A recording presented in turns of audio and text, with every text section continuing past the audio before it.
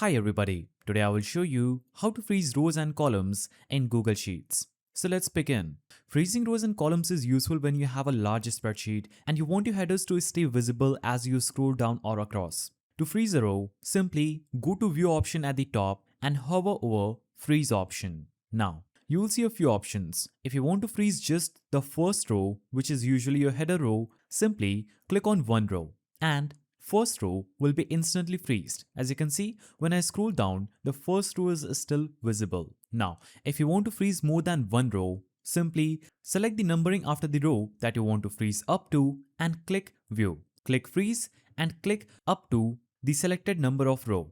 And the specific amount of rows will be instantly freezed. As you can see.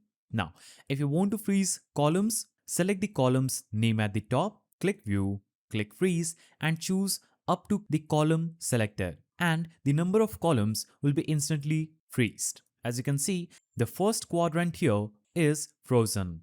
Once I scroll down or left to right, these specific columns and rows have been frozen. Now, if you ever want to unfreeze everything, just go back to View, click Freeze and choose No Rows or No Columns. So that's how you freeze rows and columns in Google Sheet. If you found this helpful, subscribe to the channel and leave a like.